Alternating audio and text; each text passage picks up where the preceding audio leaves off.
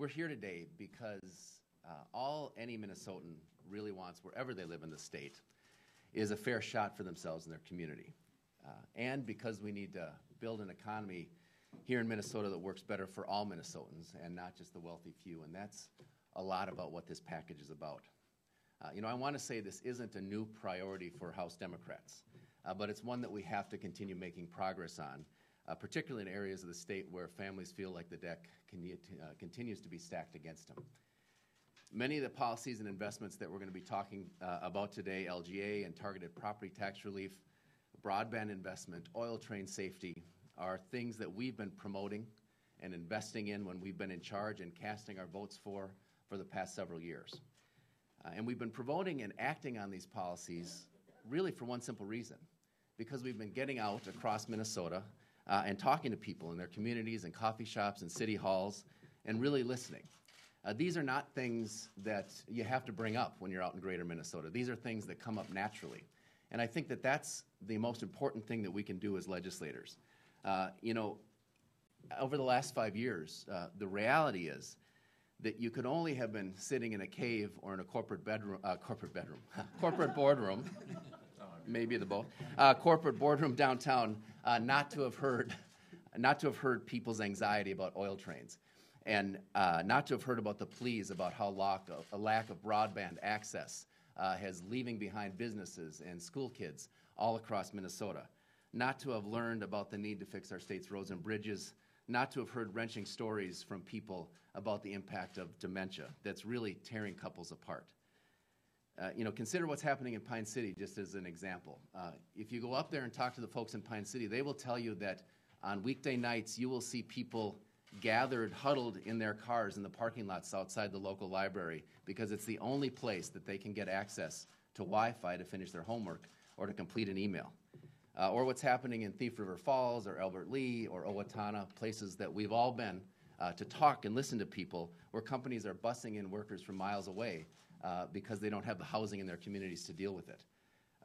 I'll never forget the guy that I knocked on the door outside of Lake George this past fall, an older guy who reminded me a lot of my dad, who broke down in tears talking about his wife, who had to move an hour away to a home because the dementia just got to be too much. And those stories are repeating themselves over and over again across the state. And that's really why it's so surprising to me that the Republicans who talk such a good game about listening to greater Minnesota have so utterly failed to listen and so utterly failed greater Minnesota over the last year. If you look not only at their words, and even if you look at some of their words, like Representative Derskowski, whose ideological opposition to LGA means that that is not going to happen this year, apparently. If you don't look at just their words, but at their votes and their actions, Kurt Daudt likes a lot to say, don't listen to what you say, let's look at what you do. Well, I hope people actually do that, because Republican legislators absolutely have been spending too much time listening to people in corporate boardrooms, listening to people in country club dining halls and country club dining rooms more than they've been listening to constituents across the state of Minnesota. And the last thing I want to touch on is what I love about this set of proposals is that it empowers people and communities. If you think about what LGA is, if you think about what these community broadband grants are, if you think about making dementia care more accessible to people, if you think about communities coming together to decide what a corridor of commerce ought to be because it's going to impact their community, these are all things that are about giving power back to people, to communities, to shape their own local economies, to shape their own destinies. They each start with that idea that local people and local communities are best positioned to shape their own destiny. And maybe that's what scares the Republicans and their corporate special interests from pursuing these policies. Because Republicans talk a lot about tax cuts, they talk a lot about trickle-down economics, but all that does at the end of the day is just empower big multinational corporations and wealthy elite to control all of our destiny. That's not real freedom. That's a false freedom. What we're talking about today with these policies is the true freedom of local communities and local individuals to shape their own destiny. And that's why I think this is so important.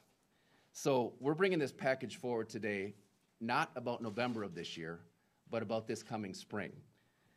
We need this as a call to legislative action in 2016.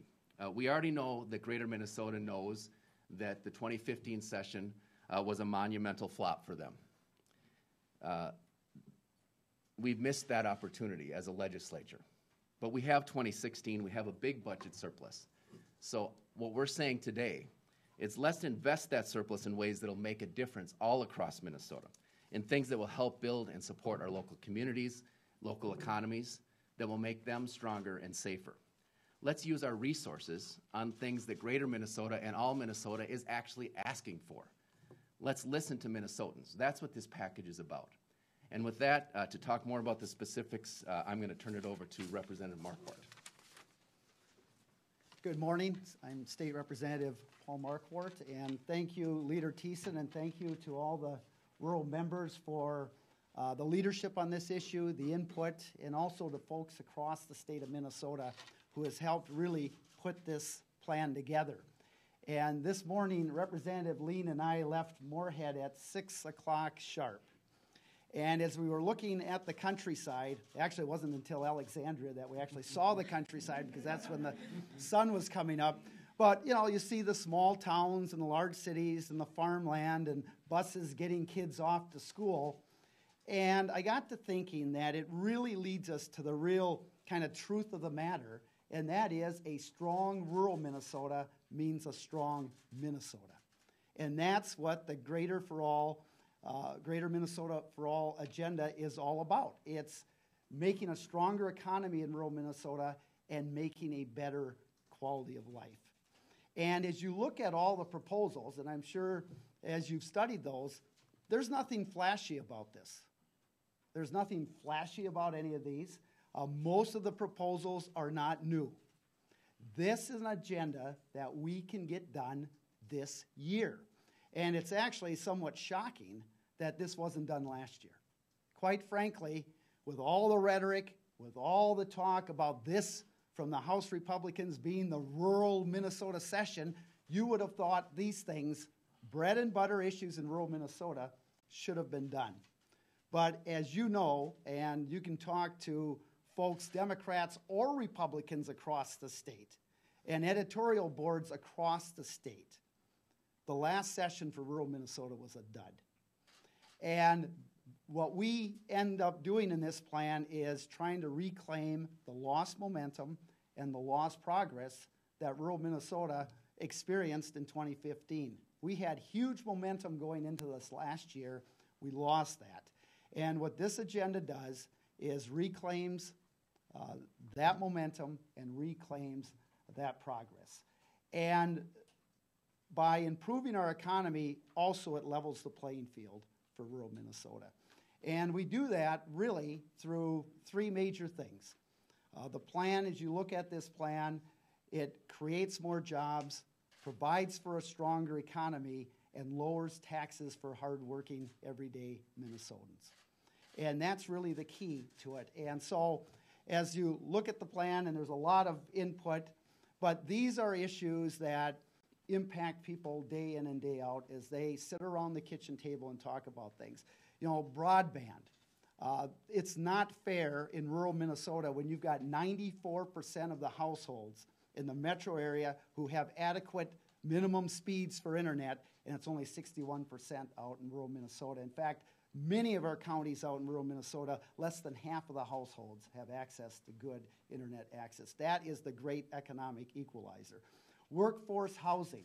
We know in cities like Perham and Thief River Falls where they actually have more workers than population in their cities, people coming in, housing is a huge factor. And there's just a letter that we got from Thief River Falls talking about how workforce housing is their #1 issue in trying to attract jobs. We need to provide that housing, make the market, help that market work so that we can get jobs into those areas. Property tax relief, a huge part of this agenda. Local government aid, I'm surprised we're even talking about it at this stage. That should have been done last year. You've seen preliminary numbers, $452 million increase in property taxes coming our way. Let me tell you what happened the last 2 years. In the last 2 years, payable 14 and payable 15, Homeowners' property taxes went down $41 million, and business taxes went down $55 million in those 2 years.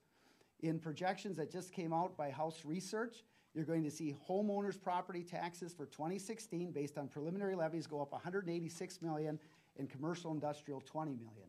And when you break that down even further, the percent increase on homeowners in rural Minnesota is going to be 38% higher of an increase than what you see in the metro. 38% higher. So local government aid, county program aid, all make a huge difference. We need to get that done this session. And on the county program aid, it's actually a program that the Association of Minnesota Counties have been working on.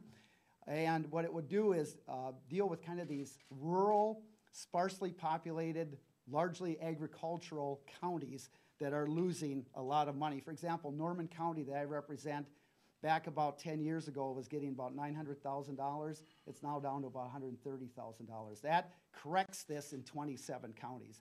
And then very important, we have the reduction for ag land on school bond issues. That's very, very important. We have transportation dollars. And one thing we also have to say is this isn't replacing comprehensive plans. This is a targeted strategic agenda that deals with things we know are going to help rural Minnesota, but also help strengthen the entire state. We also have some education areas on this. I'm looking at targeting some various jobs in career and technical funding, and then also dealing with about the 90,000 families that care for someone with dementia. So it's a plan that is strategic, it's targeted, it's focused, and it's going to help strengthen Minnesota, which we know also strengthens the entire state. And so, I think how much is this going to cost? We're still pulling the numbers together, but we know, for instance, that you can talk maybe more about that. The LGA costs, why don't you go ahead, Paul? Broadband, we're looking at going along with the governor's proposal of $100 million. The local government aid is $45.5 million. The county program aid's $40 million, and the agricultural property tax credit's about $50 million. So that's probably $240 million right there, I suppose. And there are more programs more proposals out there rather than just those you've given us figures on, right? There's a long list of things. So do you have an estimate for total spending? Well, I would think if you're looking at kind of all of it, it probably would be around $400 million. Including what's going to be part, I hope. The big part of the difference between the 240 and the 400 is transportation spending. And that, I hope, is going to be part of a comprehensive transportation bill. So that you don't want to double count that. Yeah. And you're talking about using surplus. Majority Leader Bach told me the other day there really is no surplus. If you count inflation, that takes up any surplus. And if given that, you're going to have to cut somewhere to fund this under his philosophy. Under his philosophy. Do you disagree? So I think that we have a $1.2 billion surplus. Some of this is going toward targeted tax cuts, LGA investment, which I think is going to make a big difference. And that's a discussion we need to have. But I think that we have an opportunity right now to make investments in Minnesota, as opposed to giving big corporate tax cuts to largely metro area corporations. And I think that really is the debate that we're going to be having in the 2016 session. Is this a plan to win back the House? This is a plan to help greater Minnesota communities. And as I said, this is something that we have been consistent on for 5 years. I will say that I don't think that the rhetoric that the Republicans used in the last election has been borne out by their actions. But what I'm hopeful is that this is stuff that actually gets passed in 2016, because it's much more important that we do right by greater Minnesota and by all Minnesotans, as opposed to winning back a majority in 2016. But you need seats in greater Minnesota to win back the majority. We're going to be competing for seats all across Minnesota. But does this help you in those greater Minnesota seats that you lost? I think if people compare the records of the Republicans and what we did in 2013 and 14 and what we're talking about right now, I think Minnesotans in greater Minnesota are going to see that the Democrats are on their side. What did you learn from the 2014 election? That we need to have, continue to, what I learned is that what we need to do is focus on doing what's right by Minnesotans, and that a lot of what happens in elections is driven by things much higher than legislative races. And so if we're really committed to doing our job right, it's going to be focusing on policies and delivering on policies that are right for Minnesotans, and the elections are going to go how elections are going to go. Mr. Leader, given the fact that you're obviously in the minority, what's your realistic chances of passing any of this legislation that you're proposing? I think really actually very good. Because a lot of these proposals are in either the Senate, the Senate actually funds LGA. So among the other things that Senator Bach is doing in his bill is doing that. The governor has already come out and said he wants $100 million in broadband investment. I think that the emphasis of the House Republicans, what they've been talking about long-term care, I think Representative Poppy's proposal on dementia, I hope she can actually get a chance to talk a little bit more about the specifics of that, fits right in with that. So I think that these are all things that should have broad bipartisan support. Oil train safety, you go across the state of Minnesota in any communities, and it will come up organically. It's not something that you have to bring up. So I think that there's a good chance that many of these proposals can pass. Do you want to talk about that a little bit? Thank you. I'm Representative Jean Poppy from Austin. We're all familiar with the gray tsunami, which is the wave that continues to hit us, has begun to hit us, and will continue to as we have people retire. Many of these proposals are talking about how do we strengthen, revitalize our rural communities and regional centers, small towns, and bring people back home or have people stay at home and grow their businesses and their families. But there's also a need for some respite care and some care for people who are caregivers of people with dementia. Dementia is hitting many more of the senior population, and it's just a cruel and awful disease that has hit many people probably in the audience would be familiar with at least one person, a parent, a grandparent, but many times it's spouses. And the spouses, it's a disease that may progress along 7, 8, 10 years, but there's a period of time at the beginning when it's, they're forgetting a few things and they're maybe not able to fully function. But as the disease progresses, certainly their ability to problem solve, their ability to do simple tasks, be able to feed themselves, to be able to bathe themselves, and be able to communicate is all reduced in the final stages of this disease. So many people keep their family member at home because it's where they'd like to have them. They get the best care, they get their love and attention, and they get to be able to take care of the person as much as possible. But there does become a time when even that at-home care is too much. Respite care is needed for spouses especially.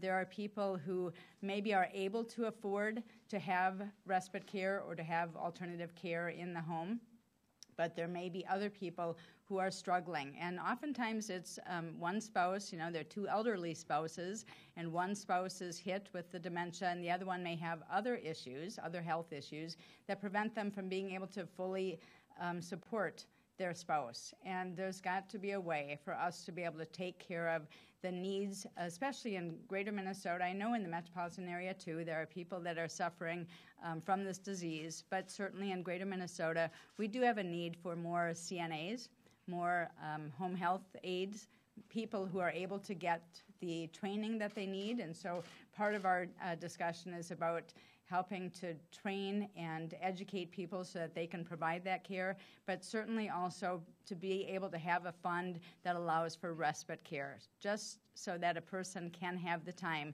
to be able to get away from their spouse for a period of time, to be able to engage themselves in the world around them, and be able to just kind of add to their quality of life. I think this is, we'd love to be able to know that there's a medical care solution that's coming forward, that there'd be something that would help us to halt or to at least reduce this awful disease. But if we don't have the medical care that's going to be coming soon, we do need to have the maintenance of care. And that maintenance of care does also mean that our spouses, that our children, the people that are the caregivers are able to provide that care and have a little bit of time away. And so to have a respite care grant program to allow for people to be able to have that time to revitalize themselves is also part of the plan. Representative, can you give us a better sense of the demographics and the geography in greater Minnesota on this issue especially? I would say, one thing that we don't know is maybe how often it is impacting, because people are not necessarily talking about it as much. We do have nursing homes that are closing, unfortunately, in greater Minnesota, and we have many times they close because they don't have the caregivers to be able to provide, so the paid staff are not able to continue to provide that. So we have many people that are taking care of their loved ones at home, and it does come a point when, and as Representative Thissen talked about, an hour away, you might take care of your spouse. I knew of a gentleman who, yes, he traveled 45 minutes on a daily basis. He was visiting his wife, continues to do so. And that is just a really sad occurrence. But I think that certainly throughout the state we have a need. We have hundreds of thousands of people that are impacted by it.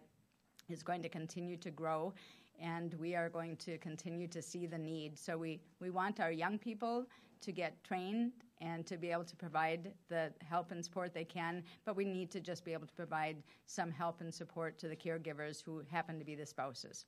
One follow-up. You say respite care grant program. Is this income-based, and would it be for someone to come into the home for, 2 hours, 4 hours? What is it? I think what we're looking at is a community and home-based solution.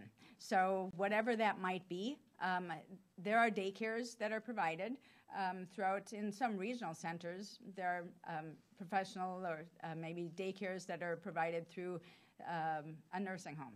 But many of the rural communities don't have daycare provided. So they may be rallying of churches and community people who would say, we're going to be able to provide something, and maybe it's only 2 days a month, but it's something that we're going to be able to open our center and be able to bring people in, and we will have people, maybe it's just community people who are going to be able to provide some time so that somebody could drop off their loved one in a community center and be able to then go and do something for a couple of hours. It's certainly not the solution to the problem, but it's something to allow for just some, again, enhancing the quality of life for the spouse that continues to remain at home and have some additional needs of their own. They are able to maybe have something that would allow for this. So then you pay the daycare center at the nursing home? That may be a possibility, that it would be a payment to the daycare at the nursing home. It may be that it would be allowing for a refurbishing of a community center in order to be able to provide some care. It may be that they would have locks on doors and have other resources available for people. It's maybe not a fully fleshed out plan at this point, but I think we're talking to the area agencies on aging, talking to other people who are impacted by this. It's such a great need. There's no one silver bullet that's going to be able to solve the problem and be able to provide the right amount of care, but we need to do something to begin to provide some care. Representative Murphy, Yes. Most of your colleagues are from southern and western parts of the state. Do you have any different needs up in your general area? I think all the needs that have been mentioned by here today are needs in my district. The two things that I hear the most about are the oil trains and the broadband. There are pockets in my district, in Lake County and South St. Louis County, that have nothing. Duluth Township up the shore just opened an expansion to their building, and it's exactly what was described. There's a room in the new expansion for Wi-Fi so that people can get out of their cars and come into the building and be warm when they're doing their Wi-Fi business. There are people that are doing dial-up, and there are people that can't even get dial-up on internet in my district, less than 3 miles from my home. And so it's in Lake County, it's in South St. Louis County. Paul talked about, or Representative talked about leaving home at 6 o'clock this morning. Well, I left home later than that because I was meeting Representative Sundin. But I left home in time so that if I got caught at Adolph by the train with over 150 cars, I wouldn't get caught a mile away further into the district at the river by the train that going the other way with 150 cars.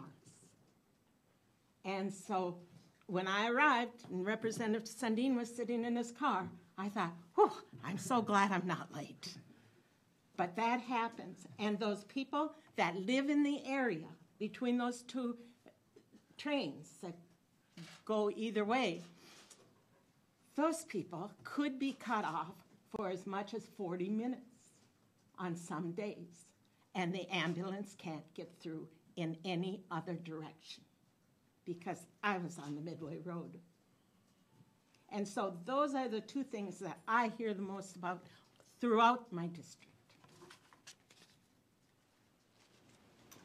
Thank you.